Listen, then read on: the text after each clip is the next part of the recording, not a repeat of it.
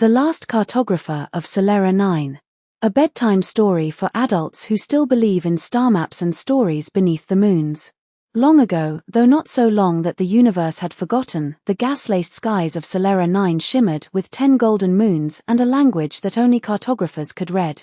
On this world of floating islands and translucent sea creatures, in a village carved into the ribs of a long-dead sky leviathan, lived an old, shivering mapmaker named Guin. He wasn't famous. He wasn't rich. His only companions were a talking kettle named Fizzroot, a sour-tempered moth the size of a housecat named Jory, and the collected, whispering charts of the broken expanse. But one starlit night, under the pale breath of Moon 5, a metal acorn fell through Grimmel's roof with a clanging thunk. Inside it, a glowing seed, a heartbeat, and a voice that whispered, "The path is dying. Follow me to the map that bleeds." Guin hadn't left his island in decades. He had sore knees and unfinished tea. But the seed pulsed in time with his dreams. And so, with a sigh that could roll a mountain, he packed his compass chimes, slipped Fizzroot into a sling, tucked Jory under his cloak, and caught the next windworm off the coast. Their journey led them through impossible lands. The coral cathedrals of Netherflume, where time curled like cinnamon and the sand sang in Morse. The lattice spire, a frozen exoskeleton of a long-forgotten god, orbiting a black hole and inhabited by monks with porcelain faces and backward memories. The Ember Carnival, run by sentient smoke and powered by regret, where Guin had to gamble away his age in exchange for a key made of starlight. Along the way, they were pursued by the Marrow agents, faceless collectors who consumed forgotten maps and spat them back as errors in reality. Wherever they went, roads unraveled, islands collapsed, and moons forgot their names.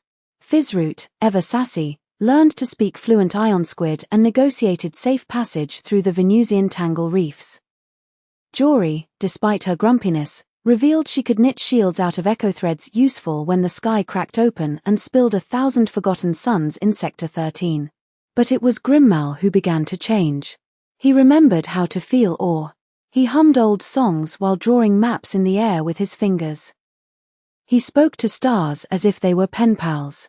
He even grew younger, not physically, but in the way his spine straightened with curiosity. Eventually, in the dreamfold of the Fifth Realm, they found the map that bleeds, an ancient, living cartograph etched into the belly of a sleeping cosmic whale named Ulithex. It pulsed with the coordinates of reality. And it was fading. "The path is dying," Ulithex rumbled. "Not from age. From apathy. Fewer dreamers. Fewer explorers. More systems, fewer stories." Guin knew what he had to do.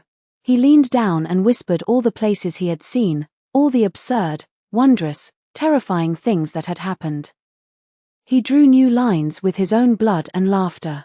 He fed the map with belief, foolishness, and love. And the map pulsed back to life. Now they say if you look up just before dawn, you'll see one extra star moving against the current. That's Grimmel's ship, the Inkwhale, drifting along the map that bleeds, leaving trails of ink behind it like comet tails. Jory pilots. Fizzroot brews tea. And Guin, he's still drawing. Not for fame. Not for gold. But because someone, somewhere, might still be watching the skies, wondering if there's more. And there is. There always is.